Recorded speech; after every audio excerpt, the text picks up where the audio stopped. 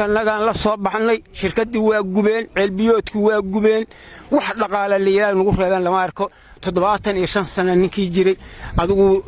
ninkii ka yaraa wax allaale hub waxaan lahayn waa la soo baxay deegaanka Cada Kibir oo hoostaga degmada Baxdo ee gobolka Galgaduud waxa aan kula kulmay Siciid Maxamuud Cawaale oo da'diisa igu sheegay 77 sano jir isla markaana ku hubeysan qoriga nooca Soomaalida u taqaano 7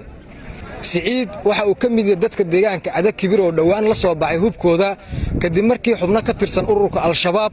ay gudaha deegaankani weerar ay ku soo qaadeen ay ku burburiyeen shirkadaha isgaarsiinta iyo motorka ceelbiyoodka oo inta badan dadka xoolo dhaqatada ku nool gudaha deegaankani isticmaali jireen Aabe Siciid waxaan wax ka weydiin doonaa sababta asagoo 77 sano jir ah oo uu qaatay qoriga ugu culus qoryaha inta badan lagu dagaalamo waxa uu dhaliyay aniga xoolaaleeyaan ahaa magaalada Cada Kibir aan deganaa dadka deganaan kamid ahaa 150 saacad waa la 150 saacad waa la iga dhacay dadkiina wixii meesha joogo waa la rartay arigina waa la watay waxa ay ugu dhaliyeen aan qaato daruuftay u kaliftaa waxay tahay inaan ku jihaado qolada qawaarijiga la sheegayo aan wixii la yiraahdo ma aqaan gaalada meesha dhooban naf iyo maal waxay reebaydaan la أنا مسيتا أنت خبكان مسيتا خبكان مسيتا نفتيدان كأهلي جيا واسكت عنا يا الدولة دفتر هالك الصوماليو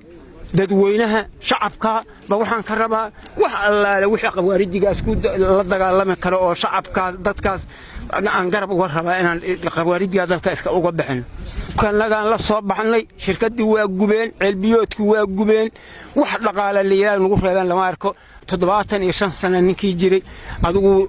نكي كيرا وح الله له وحان الله والله صباح مركي شركة اللي بربرية وبيه اللي بربرية oo magaaladii maalkii la dhacay ay ku dhalatay inay la soo baxaan qalabkooda waa hadda qorshihiina deegaan ahaan maadaama al-shabaab deegaankiina ay weerar ay soo qaadeen ku burburiyeen shirkadaha isgaarsiinta iyo motooradii dadka xoolo dhaqatada isticmaalayeen maxay tahay qorshihiina idinkaga degsan al-shabaab day weerar kale isku dayaan inay deegaankan ka fuliyaan inaan ka difaacano dalka iyo dadka waxa noo haray oo ay reebeen aan noo degsan on hubkan laga aan la soo baxnay ku difaacno oo dawladda federaalka Soomaaliya ay sahanbayeen shacabay sahanbayeen dalka waa ka difaacanayna al-shabaab ayaa maalmihii la soo dhaafay waxa ay gudaha deegaankan Cada Kibir oo hoostaga degmada Baxda ka geysteen weerar ay ku burburiyeen shirkadaha isgaarsiinta iyo motorada ceelbiyoodka inta badan isticmaalaan dadka deegaankani intaas wixii ka dambeeyay dadka deegaanka ayaa hubkoodii la soo baxay waxa ayna sheegeen in la dagaalamayaan xubnaha ka tirsan ururka al-shabaab ee weerarka ku soo qaaday deegaankan iyo deegaanada la midka ah hoostaga degmada Baxdo Haashim Cumar Xasan raadiyaha TV-ga Shabeelle Cadaado